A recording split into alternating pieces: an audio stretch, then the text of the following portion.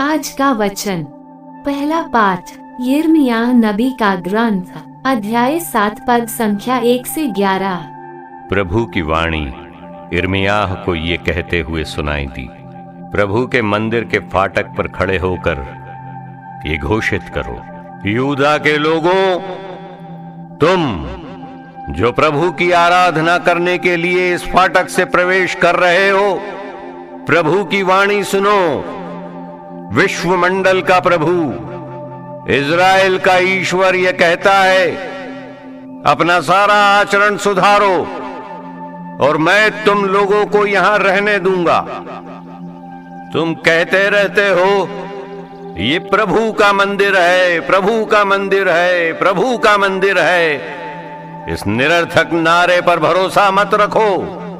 यदि तुम अपना सारा आचरण सुधारोगे, एक दूसरे को धोखा नहीं दोगे, परदेशी, अनाथ और विधवा पर अत्याचार नहीं करोगे, यहां निर्दोष का रक्त नहीं बहाओगे और अपने सर्वनाश के लिए पराये देवताओं के अनुयायी नहीं बनोगे, तो मैं तुम्हें यहां इस देश में रहने दूंगा जिसे मैंने सदा के लिए तुम्हारे पूर्वजों को प्रदान किया है।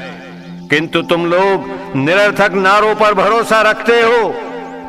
तुम चोरी, हत्या और व्यभिचार करते हो। तुम झूठी शपथ खाते हो। तुम बाल को होम चढ़ाते हो और ऐसे पराये देवताओं के अनुयायी बनते हो। इसके बाद तुम यहां इस मंदिर में, जो मेरे नाम से प्रसिद्ध है, मेरे सामने उपस्थित होने और ये कहने का साहस करते हो, हम सुरक्षित हैं। फिर भी तुम अधर्म करते जाते हो। क्या तुम लोग इस मंदिर को, जो मेरे नाम से प्रसिद्ध है, लुटेरों का अड्डा समझते हो? यहां जो हो रहा है, मैं वो सब देखता रहता हूं। यह प्रभु की वाणी है। सुसमाचार संत मत्ती, अध्याय 13 पद संख्या 24 से 30। ईसा ने एक और दृष्टांत प्रस्तुत किया। स्वर्ग का राज्य उस मनुष्य के सदृश है जिसने अपने खेत में अच्छा बीज बोया था। परंतु जब लोग सो रहे थे तो उसका बैरी आया और गेहूं में जंगली बीज बोकर चला गया। जब अंकुर फूटा और बालें लगी, तब जंगली बीज भी दिखाई पड़ा। इस पर नौकरों ने आकर स्वामी से कहा, मालिक, क्या आपने अपने खेत में अच्छा बीज नहीं बोया था? उसमें जंगली बीज कहां से आ पड़ा? स्वामी ने उनसे कहा, ये किसी बैरी का काम है। तब नौकरों ने उससे पूछा, क्या आप चाहते हैं कि हम जाकर जंगली बीज बटोर लें?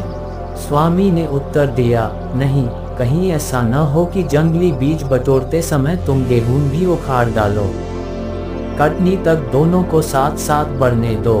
कटनी के समय मैं लुनने वालों से कहूँगा, पहले जंगली बीज बटोर लो और जलाने के लिए उनके गट्ठे बांधो। तब गेहूं मेरे बखार में जमा करो। यह प्रभु का पवित्र सुसमाचार है। आमीन। आज का चिंतन। हीरा का महत्व तब तक समझा नहीं जाता जब तक कि उसे तरासा नहीं जाए। हम में भी ईश्वरता या संतों के गुण हैं, फिर भी हम में बुराई है। जब हम एक दूसरे के साथ मिलते हैं या पाप से हमारा सामना होता है, हमारे सही व्यक्तित्व की पहचान होती है। कठिनाइयों में ही हमारी परख होती है कि हम उदार, क्षमाशील, दयालु या सकारात्मक हैं या नहीं।